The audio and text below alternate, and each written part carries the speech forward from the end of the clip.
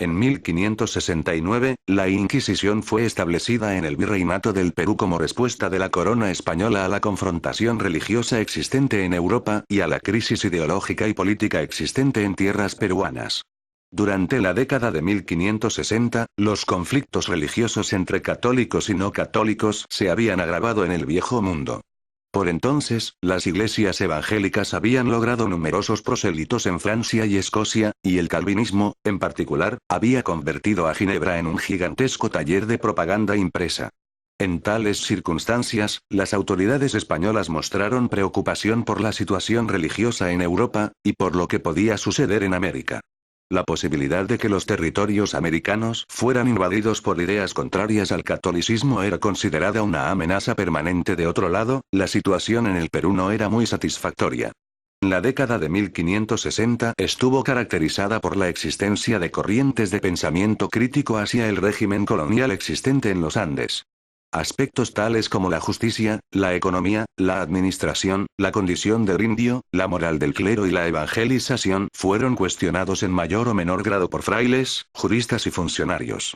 Además, en el virreinato peruano, existían problemas económicos y políticos pendientes de resolución. El descenso de la fuerza de trabajo indígena, la reducción de la producción minera y del tributo indígena, el debilitamiento de la autoridad real, los abusos de poder por parte de las autoridades eclesiásticas, etc. La corona no tardó en hacer frente a esta situación. En 1568, una junta integrada por hombres de Estado encargó al recién nombrado virrey, Francisco de Toledo, la reforma del gobierno, la economía y la sociedad. Y a los inquisidores, Servando de Cerezuela y Andrés de Bustamante, la defensa de la moral y la religión católicas. Como su similar en la península, la Inquisición colonial debía proceder contra los judíos, los protestantes y los musulmanes, pero también actuar de acuerdo con las disposiciones del Concilio de Trento.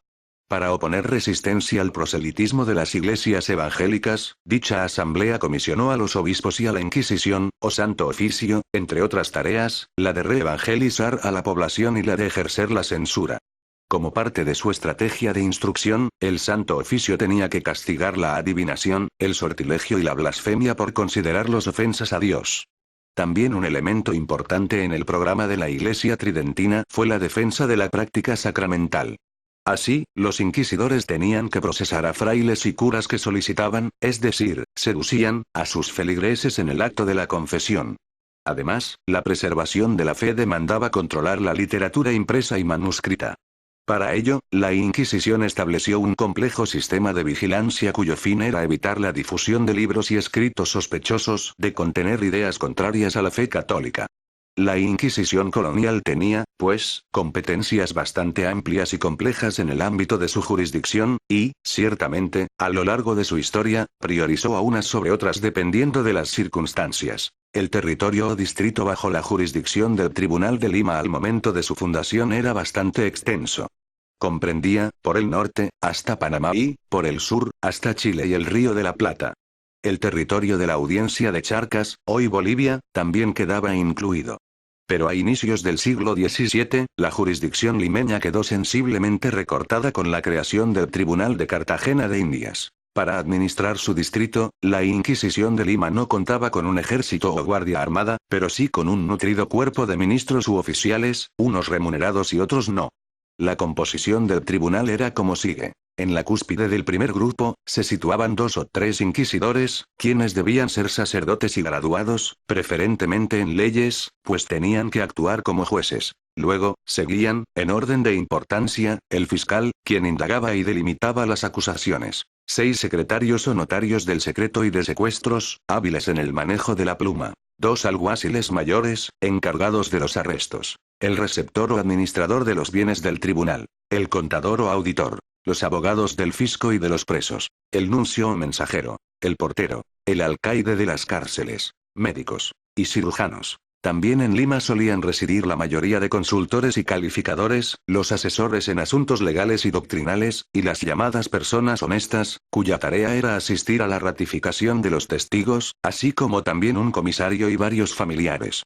El comisario recibía y transmitía las denuncias, convocaba e interrogaba a los testigos, y arrestaba a los culpables cuando recibía un mandato de los inquisidores.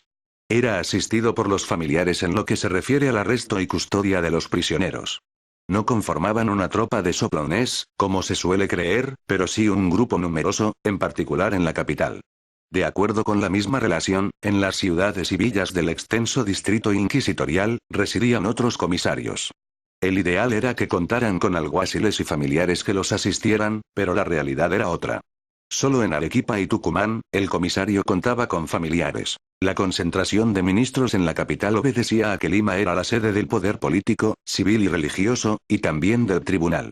El carácter urbano de la administración inquisitorial tuvo dos notorias consecuencias. De un lado, Lima fue el escenario de la mayor actividad procesal. De otro, en las otras poblaciones y zonas rurales, el Santo Oficio era poco conocido. La labor de los miembros del Tribunal de Lima se regía por disposiciones legales, algunas de origen medieval y otras dictadas por el Consejo de la Suprema y General Inquisición, conocida como la Suprema, que residía en Madrid y era la entidad máxima reguladora y normativa de los numerosos tribunales que integraban el sistema inquisitorial español. El tribunal limeño era parte de ese sistema y, como tal, debía adecuar su actuación, al menos en teoría, a las cartas acordadas, o acuerdos, proveídas por el Consejo. La Inquisición funcionó, con una breve interrupción entre 1813 y 1814, hasta 1820. En las últimas décadas de su historia actuó esencialmente como una suerte de policía ideológica, esto es, su principal preocupación fue la lectura de libros prohibidos. Consta que procesó a algunos miembros connotados de las élites coloniales, pero sin mayores consecuencias para ellos. La imagen de un tribunal represor del pensamiento se forjó en los años finales del siglo XVIII y principios del XIX, y constituye uno de los componentes más importantes de la leyenda